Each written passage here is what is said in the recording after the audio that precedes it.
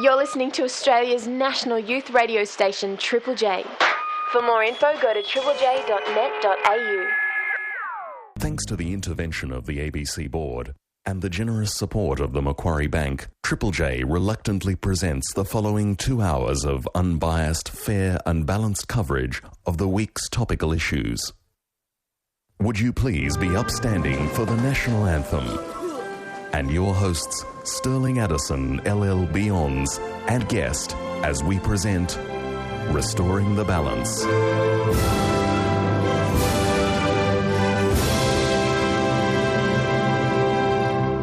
To Restoring the Balance, a belated attempt by Triple J management to address what many are calling the crisis in conservative commentary.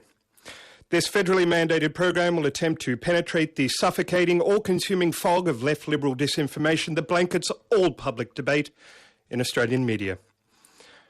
The choice of this time slot was important. John Safran has repeatedly failed to preach respectable Christian values on air. And when myself and fellow members of the Kirribilli Young Liberals could no longer tolerate listening to Father Bob doing the bidding of his papal puppet masters, we passed a motion condemning the show and Triple J management. I need hardly point out that the motion was carried easily with 4 ayes and not a single nay. I then entreated my father to raise the issue of Sunday night Safran, an egregious waste of taxpayers' money, with his former colleague at law and now Minister for Communications, Helen Coonan. A book burning of Chris Masters' biography of Alan Jones, organised by me, was to be the venue at which my father approached the Senator, but she was unable to attend. Nonetheless, a meeting did occur, and showing a sobriety and alacrity completely at odds with her Irish ancestry, she acted swiftly to exercise the Safran show from Triple J's lineup, thus removing 2 hours of a show whose trade was the wholesale ridicule of Australia's proud Protestant heritage. Thus, into this publicly funded tar pit of cynicism, this land of nose rings and nihilism, comes this, Restoring the Balance with me, your host, Stirling Addison. This is Restoring the Balance. As a new employee of the ABC, I've been instructed by the Viet Cong Politburo, who passed for management at Triple J, to play the following announcement. Triple J community announcement. Drug price update. Riverland grown marijuana holding steady at $50 a gram. Amphetamines, see your dealer for details. Cocaine. Due to the production hold-ups in Bolivia, you can expect to pay upwards of $300 a gram. This has been the Triple J drug... Unbelievable. If Vice President Cheney was listening to that, I humbly apologise. We will be talking about him next. This is Triple J. Speaking of someone who has come and gone, Vice President goodness gracious. Vice President, I apologise to the Vice President. Vice President Dick Cheney. And on behalf of all Triple J listeners, I heartily thank him for his visit. Now, when talking to other like-minded conservative friends, I noted with interest that Dick Cheney shares the same surname as a certain Chris Cheney, who is the lead singer of The Living Ends, a band that have been played here on Triple J. Now, given the admittedly vague, though no doubt real familial connection, you would think that The Living Ends would have readily volunteered to play at the official reception for the Vice President, but they did not. And as troubling as that fact is, even a casual glance at the band's corpus of work reveals no overtly pro-American themes amongst their songs. Now, I ask you this. The Living Ends have had 4 years in which to write a song supporting the invasion of Iraq. They have not done so. They have not written a single song praising the increasing success against the insurgency. They have not written a single tune highlighting John Howard's august stewardship of our military involvement. Why not? And on behalf of Triple J listeners, I condemn them. But I wish to speak now about the esteemed Vice President who has visited us. Was he here to address the Cabinet National Security Committee? Or was he lured here by the promise of a meeting with the Honourable John Howard's daughter, a woman of unsurpassable virtue, Melanie? Will she and she alone tease a smile from his saturnine countenance? Who knows? Perhaps she could soothe this Atlas-like figure, a man committed to serving his country proudly, and who would have gladly fought in Vietnam had not other more pressing commitments forced him to defer his military service 4 times. Here is a man who is a committed neoconservative, passionate about the need for smaller government, as we all are. One can only guess at his torment when his company Halliburton was forced to successfully bid for a range of sizable government contracts. It must have hurt. But we do thank him for his visit, which would have gone unreported were it left to the left-leaning commentariat. And along with Triple J listeners, I condemn forcibly the protests that greeted Mr. Cheney's arrival in Sydney. It was a disgrace. These people were a murderous, hate-filled lynch mob of anarchists and reprobates with crusty, unwashed hair, bent on the destruction of civilization. Their actions bring no credit to this nation, and on this matter, I discussed with Jay from The Breakfast Show. He said the mob's actions left him embarrassed. He said because of them, he was ashamed to have flea-ridden, unwashed, greasy, stinking dreadlocks. Shame on you, protesters. But I wish to turn some positive out of this visit by the Vice President. I wish to ask you, the Triple J audience, tonight, how does Dick Cheney inspire you? How does Dick Cheney inspire you? Give this number a call, 1300 055 36. 1300 055 36. How does he inspire? This is Restoring the Balance on Triple J, a show for the conservative youth of Australia. Lacking a voice, they have one at last. We are talking at the moment about the Vice President, Dick Cheney. We thank him for his visit. He has left the country after meeting with John Howard. The question I asked earlier, and the number if you would like to contribute to a cogent discussion on this matter, 1300 055 36. How does the Vice President, Dick Cheney, inspire you? We have Damien from Melbourne. Good evening, Damien.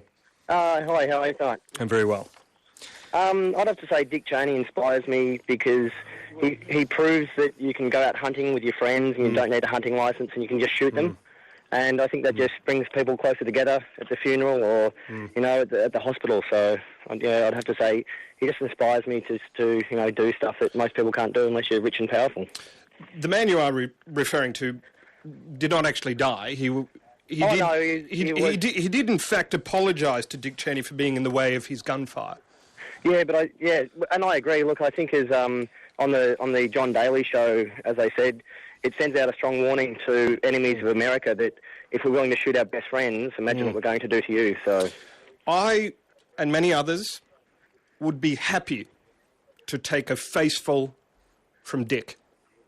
Yeah, look, the faceful of Dick's always good. So, I think we'll leave you there. I strongly suspect that my taxes are buying your drugs. We have Damien. We have Stephen now, also from Melbourne. Stephen? Maybe not. Maybe the phones aren't working here. Triple J? Maybe. Yeah, hello. Stephen? Yes. I've asked a question. I got a stream of misinformation and distortion from Damien. How does Dick Cheney inspire you? Well, I hope to one day be responsible for the deaths of thousands upon thousands of my own countrymen and the odd towelhead as well. I don't quite understand your point there. Well, it's obviously a great goal of mine to fire a number of weapons into crowds of defenceless people. Try turning them on yourself. You'll make many of us happy. Thank you for your call. This is Restoring the Balance on Triple J. In honour of the visit by Vice President Richard Cheney, I've asked the Triple J audience tonight to explain to me in what ways Dick Cheney inspires you. He has served his country greatly. He was Chief of Staff for Gerald Ford, Minister of Defence, or Secretary of Defence, as they call it in America, under President Bush I. He has, of course, been a popular and much-loved Vice President under the present Bush President. Much to inspire many of us, including Sam from Melbourne. Good evening, Sam. Oh, good evening, Natalie. I just wanted to point out that Stirling, my apologies. I just wanted to point out that I think he's produced some of the finest rhetoric of our time. Rhetoricians of note in the current environment are indeed sparse, and on that note, I would I would like to highlight the work being done in our own Parliament by Malcolm Turnbull. Well, certainly, but also Mr. Ruddock, especially in his capacity as the Minister for Immigration, Mr. Howard and, of course, Mr. Downer have all produced some very fine examples of rhetoric and also particularly evasive answering, which is a very important skill for any politician. Not evasive, not evasive. If you simply cannot penetrate what they're saying, you've obviously been schooled publicly. No, well, that's correct. But I did manage to penetrate Dick's rhetoric when he said that we have I'd say in your case it's been the other way around many times. In the case of his statement about known knowns and known unknowns, I followed it to about that point, and I've given it a lot of thought, and I do understand what he's talking about now. And I do think it was a very useful statement to say that sometimes when you know that there are things that you don't know, that you're in a better position than if you know that there were things that you didn't know. So I think that really cleared up a lot of things for a lot of people. What is patently clear to some is obfuscation to others, and you are in the latter, not the former. Thank you, Sam. It is now a pleasure of sorts to welcome into the studio the first interview for the first show of Restoring the Balance. It is back. Captain Paul Watson, who is the founder and president of the Sea Shepherd Conservation Society and co-founder of Greenpeace. So despite founding Greenpeace, I have actually got you in the studio. Oh, thank you. Which is incredible. Now, you people seem to have some problem with whaling. Is that correct? Oh, I have a big problem with whaling, especially illegal whaling in a whale sanctuary. They're targeting endangered species in a sanctuary. Have you ever tried whale meat? No. How do you know, then, that you don't love it? Well, actually, I don't eat any meat at all. But, so, there's no difference whether it's cows or whales or whatever. But what we're talking here is endangered species in a whale sanctuary. It's illegal. It's illegal. These are poachers. To some. They're poachers. From your one-dimensional view, it is illegal to go into a sanctuary and take a whale. Yeah, they're poachers. No different than elephant poachers. Maybe elephants are delicious. I haven't tried one either.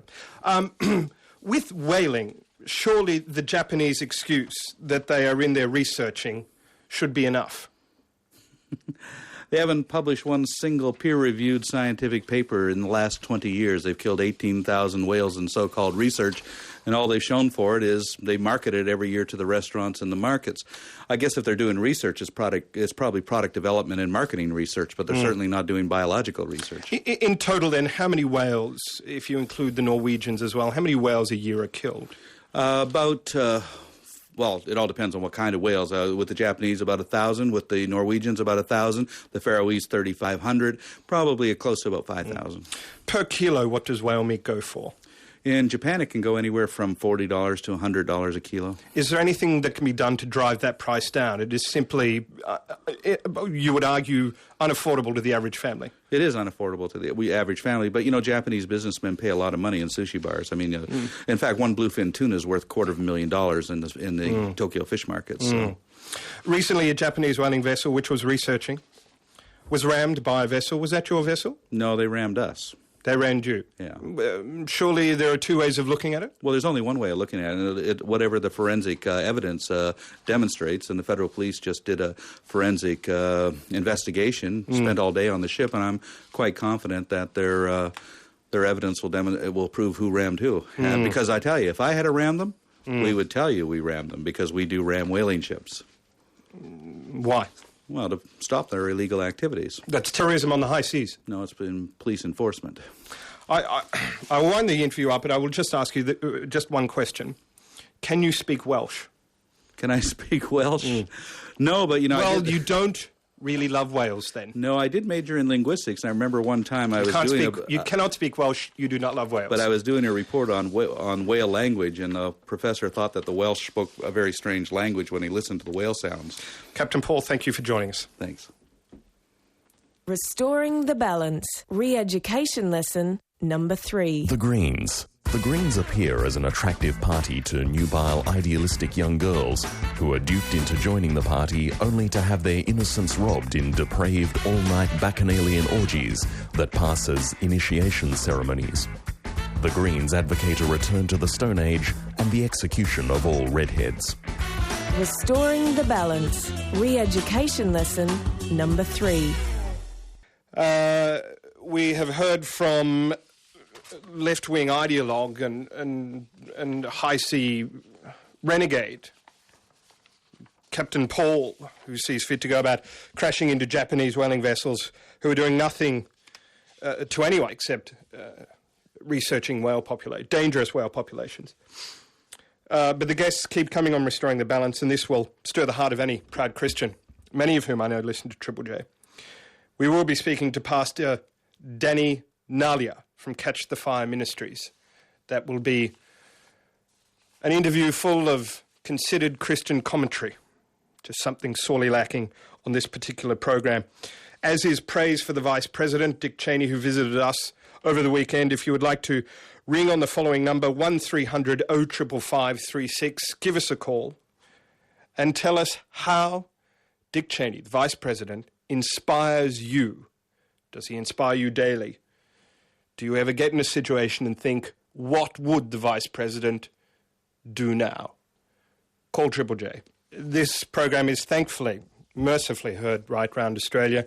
If you'd like to participate in Talkback, the number is 1300 055536. Of course, apologise heartily if you tuned in to hear Father Bob and John do their show. I'm told around this time of the program, Father Bob was usually found kneeling in front of Triple J's condom machine, saying a decade of the rosary before attempting to attack her with a screwdriver. You'd never find Kingsmill in front of that condom machine. They don't make them in his size. I am asking at the moment, though, how does Dick Cheney inspire you? Chris from Melbourne has called. Chris? Oh, good evening. How are you? I'm very well. Mr. Cheney is an inspirational figure to me due to the very calm, rational, considered way he handles situations that could possibly become aggressive or there could be conflict. His calm, considered, rational thought with the greatest regard for human life especially really inspires me day to day. Yes, he took on an insane dictator in the Middle East and removed him from power, making life better for all Iraqis. Certainly did. He's just a very... just the way he's gone about it all, thinking of all concerned parties, and really has got an exceptional outcome. Saddam has been toppled, and me and you are now safer, so it's a great thing, isn't it?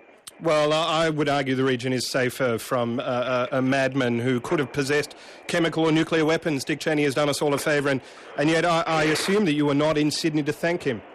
I wasn't able to thank him. I read with interest one of his quotes yesterday, which I can't recall. Oh, you can now. read? Well, that's a revelation. Yes. Yeah, it certainly is.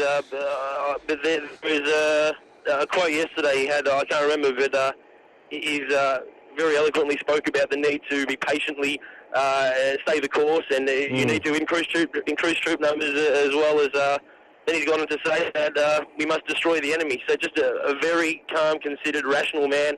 With the greatest regard for human life. Yes. I suspect you're being sarcastic, but your point stands nonetheless. He has left the country. He did stay. He did not just cut and run. That is not his style. This is Triple J, Restoring the Balance. Restoring the Balance on Triple J, a show for the silent majority of Triple J listeners who proudly claim conservative values as theirs. Speaking of such things, we will be speaking to Pastor Danny Nalia from Catch the Fire Ministries. That will occur in the next hour or so. We will also be talking about how fortunate Sydney was to play host to two magnificent cruise ships from the Cunard Line. And we will be asking, who is your favourite member of the Windsor royal family? Restoring the Balance. Proudly using non-union labour. If you're in front of a computer and you're a Triple J listener, the computer is probably stolen and you are probably indulging in furious onanism to some Triple X website.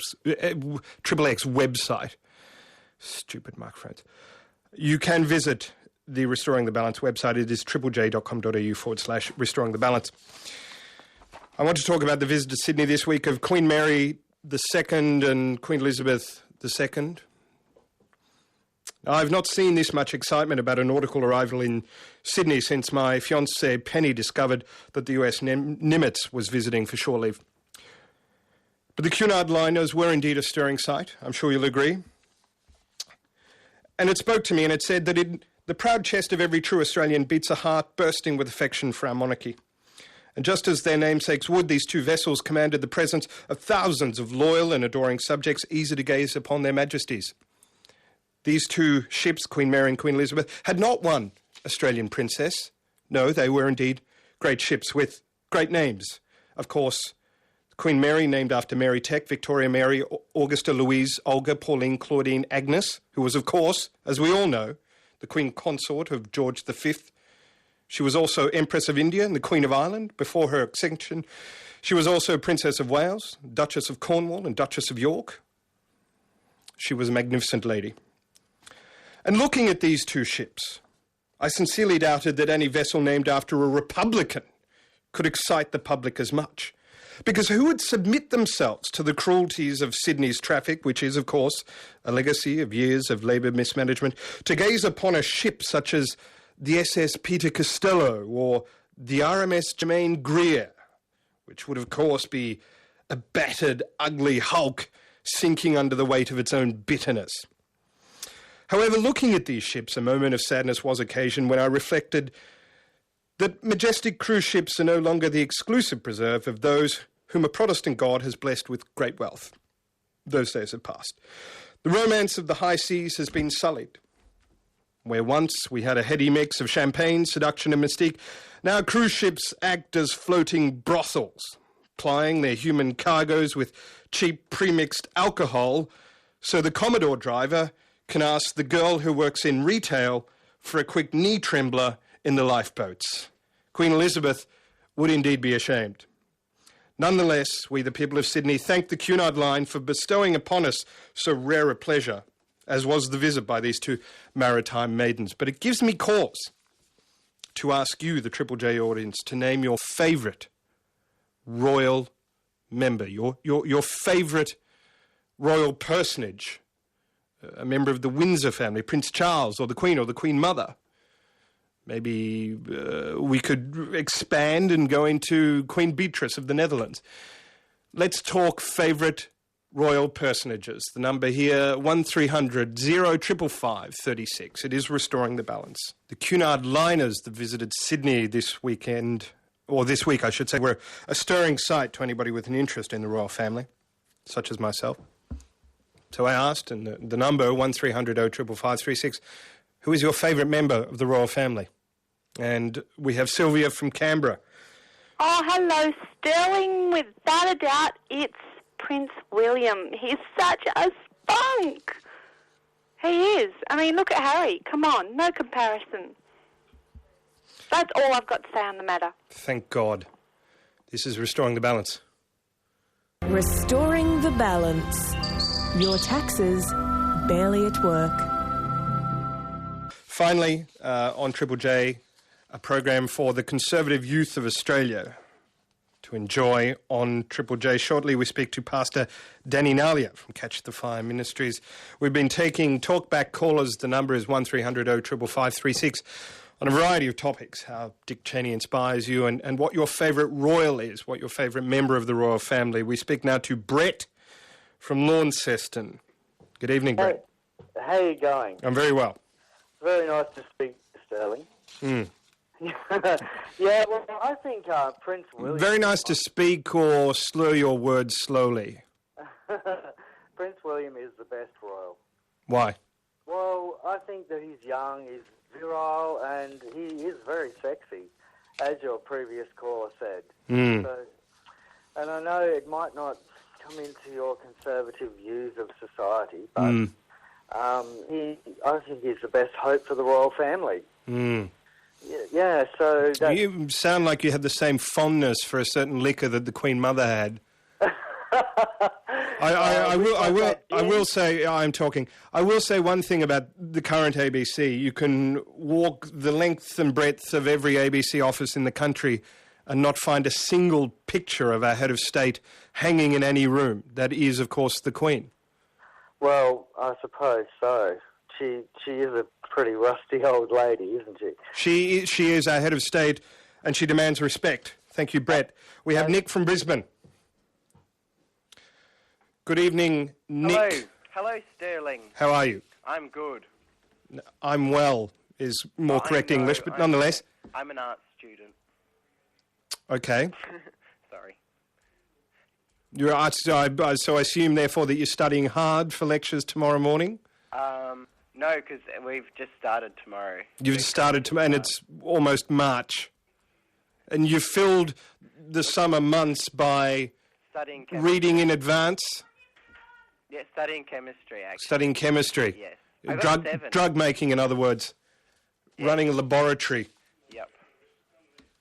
Thank you for your time, Nick. It's been Triple J. It is now an honour to actually speak to somebody who is a committed Christian. He's from Catch the Fire Ministries, which is an Australian Christian evangelicist organisation, if you just permit me that corruption of the English language there. He is leader of Rise Up Australia, which is a prayer organisation, and he is the president of the Assemblies of God affiliated Catch the Fire's ministry. He is Pastor Danny Nalia. Good evening, Pastor Danny. Good evening, and thank you for having me on your program. It is a pleasure. It's a joy.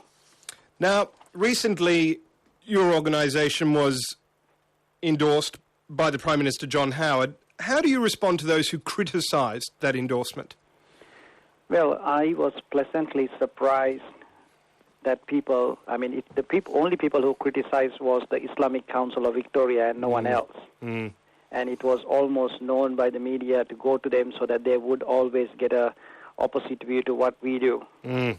So basically, I take it with a pinch of salt in a sense, but I also am sad that the Islamic Council of Victoria constantly gets caught to the trap of the media running to them for an opinion. Mm. Because in the first instance, 5 years ago, when we had a seminar and which became a subject of a court case, yes, had the Muslims not come into our seminar and sued us, there would have been never a huff and a puff about this issue 5 years later. Yes, yes. The case would have never been there. The seminar would have been 300 Christians in a church, finished and done and over with. So I think Howard's message was praised by people across the country. Yes. In fact, I've had hundreds of people contact me to get copies of the message and greatly appreciate it, except for just a little group of people. Yes. Maybe particularly I would narrow it down to one, Yasser Suleiman, who opposed it. Pastor Danny, I've long cherished the dream that we will see a crucifix behind the Speaker's chair in Parliament. Would you like to see something like that? Not necessarily. Why not? Well, I think what you do is in your heart, and you necessarily don't have to sign hanging symbols and, try to...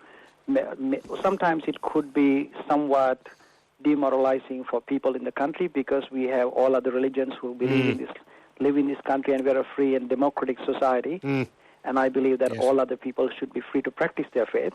Yes. What I don't want is when you come into my backyard and tell me what to do. Yes, yes. There's no fear of that. I probably live in a much bigger house than you. Do you? I'm not referring to you. do you fear the imposition of an atheist communist state that Kevin Rudd constantly but non-verbally calls for? I'm not quite sure, but one thing I can say is that there is such a push from the left of politics constantly to neutralize the Christian ethics and Christian moral values, and that's why I think the Christian church has been asleep by and large for a very long time. You must wake up. And it is a time for the church to wake up and stand for those values, because what makes Australia and the Western world such great democracies is the foundation stones which established these lands on Judeo-Christian values. I lived in Sri Lanka, that's my country of birth. I lived in Saudi Arabia. I traveled to about 20 different countries. And I cherish the freedoms that we have in our nation of Australia. Which are constantly being undermined here at the ABC. Sorry? Which are constantly being undermined by fifth column elements here at the ABC. I meant to ask you, Pastor Danny, what do you think of those who run brothels and gambling houses? Well, I know why you're prompting me with that question, because there's been a sort of a statement being broadcast over and over again about an alleged statement that I have made, and which again is an issue of when the media had asked me on several occasions on this issue. Yes. The first thing I asked them is, have you read the document before you make the comment? Good question. And the question is that if I have, for example, a common statement in a home would be, if you have a child who does not listen to what you say, you would say, make such a statement like, he's very strong-willed. He's quite strong in his opinions. Yes. And what I said was, we need to pray that the strong mindsets of people will be broken so that they would listen to the name of Jesus and the gospel, because as Christians, we have a mandate to proclaim the name of Jesus to all people. Yes. In that, I have said in my article to a group of intercessors who are a prayer people who understand the rhetoric that we use, I have said, pull those strongholds down. And that was then misrepresented to say that it was supposed to be a physical manifestation. An exhortation to violence. Exactly. And I mean, it's nowhere in my blood that I'll ever do such a thing, because I absolutely love these communities. In fact, I personally fund projects to help Muslims resettle in Australia, and that's my heart. And I have a lot of family members who are married to Muslims, so that's nowhere close to my mind. But it was sad that the media, tried to portray this as an issue. But I challenged the media and asked them, could you read the article that you're referring to? Have you seen it? And I said, don't misquote it. Say what it is, and the truth is that what I've said is very clearly the mindsets need to be brought down so that people can... The media could not read, because clearly, if you listen to most of them, they're on drugs. Sorry? Clearly, most of the media are on drugs. I'm not sure. I don't know. Well, you should come to Triple J. Pastor Danny, it has been an honour to speak to you. Thank you very much. This is Triple J, Restoring the Balance. I'm not on drugs. This show is an attempt to bring conservative comment back to the ABC. It is a hostile environment for the truth. We persist nonetheless. We have talked all night about the Vice President, Dick Cheney, who graced us with his presence. Air Force 2 has left the country. It left Sydney this morning at 9 a.m. on the way to Singapore to be refuelled. I asked Triple J listeners how the Vice President, Dick Cheney, has inspired you or continues to inspire you, him, the great liberator of Iraq. We have Sam from Townsville, a proud military town. Good evening, Sam. Hello. How are you? I'm excellent. Have you got an anecdote or a story about how Dick Cheney continues to inspire you? Yeah, man. Listen, Dick Cheney, he's a great guy. He visited my hometown of Idaho and during the last election, 2004, I guess it was. Was he your congressman at the time? No. We had He was a very successful congressman. Craig. Very successful congressman. Oh, absolutely. Well, so you mentioned he visited you. Yes. And did you meet him? No. Well, see, he came to Idaho to do a fundraiser for re-election for the Republican campaign, but he only allowed the the elite and the upper class to attend this fundraiser event. Where could you define elite and upper class? Someone who makes 7 figures a year, or who is directly involved in the tobacco industry. Or So nobody who has ever earned, say, less than $30,000 a year has voted Republican. Ever. Oh no, not ever.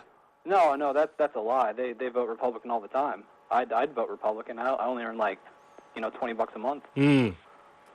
I find that hard to believe.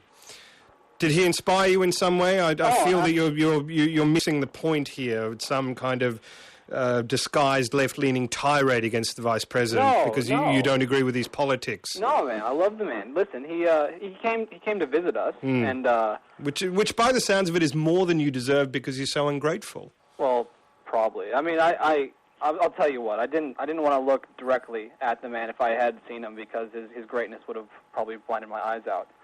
But I'll tell you, we actually got to foot the bill for his visit, which was quite, it was pleasant. Well, so did we in Australia, and it was money well spent. Thank you, Sam. Exactly. Thank you, Sam. This is Restoring the Balance on Triple J. This is Restoring the Balance. It is a show for the conservative-minded youth who for some reason listens to Triple J, a publicly funded radio station that competes for scarce resources in the marketplace against publicly funded, profit-oriented companies. It's a shameful waste of money, but nonetheless, we have this show for conservative youth, as I said. The show did appear in 2004, another election year, of course, another triumph for the conservative John Howard. Australia made a wise choice once more, and no doubt will again this year at the end of the year. They will not be fooled by who I've called Rudd the Dud, a stinging epithet. It will catch on. It appears I do owe some people an explanation as to where my former co-host, Tom Tomlinson, young national, is, and I will get to that shortly. But I must clear up some of the scuttlebutt that does surround me here at Triple J over my marital status. I have a fiancée, her name is Penny. And for the last 4 years, we have endured a celibate engagement. The tragedy being that Penny is no closer to settling on an agreeable date, insisting that there is much to prepare, and she's right, but I have likewise insisted repeatedly that the whole affair could be expedited if she simply bowed to my urgings and wore the same dress, hairstyle and makeup as Melanie Howard when she married when she married Ron MacDonald in a classical Anglican ceremony 3 years ago. Nonetheless, as I said, my marital status is the cause of much speculation around what would be the water cooler here at the ABC. However, it is in fact filled with vodka. But I will say this about Penny. We are shoulder to shoulder in defence of conservative values. Indeed, it was she who responded first to Alan Jones's Churchillian entreaty that we must fight them on the beaches, and she did indeed rush to be amongst the hundreds of lithe, tanned, toned, shirtless men on a beach in Cronulla. And long after the fracas had finished, she remained there with these men to talk and engage and to wrestle playfully with several of them. Indeed, she met many men that long night as she talked into the night. And I say this to those people who think my marriage is not going to happen with Penny. Why then does she meet each Wednesday night with Michael to practice our wedding waltz? And sometimes these practice sessions go long into the night and she does not return till the next morning, exhausted. That convinces me that she is indeed truly committed to this wedding. Speaking of Thomas, he cannot be with us. He is at the moment touring. He's done some work overseas in Iraq for the Australian Wheat Board, proudly serving his country. But at the moment he is touring the world in a lecture campaign of sorts, an anti-lecture campaign against Al Gore's bunch of lies about global warming, an inconvenient truth. Now, for those of you who haven't seen Tom Tomlinson's rebuttal of his central argument, this is it in a nutshell. He demolishes Al Gore's argument by pointing out that Al Gore is fat, that he lost an election, and that Al Gore is overweight. Furthermore, Thomas points out that global temperatures have indeed gone down since we switched from Fahrenheit to Celsius. I believe he will be bringing that lecture tour to Australia. I will inform you of the dates soon. This is Restoring the Balance. On Restoring the Balance here on Triple J. This will be a normal way to finish the show. I will ask you to remember in your prayers each night somebody who especially needs it. Tonight it is Britney Spears. I saw her on the news. She is obviously not in a good way. It speaks to me about the suitability of women in entertainment. Are they resilient enough? Obviously not in her case. I noticed, though, I've been told that she's in the process of getting divorced. And, of course, with the absence of her family's chief breadwinner, she is, of course, bereft. Like any single mother, she is worried about income. And I noticed that we on Triple J are not playing any of Britney Spears' music, obviously, despite being very cool and left liberal in our approach. We won't play the music of a single mother. That's really funky.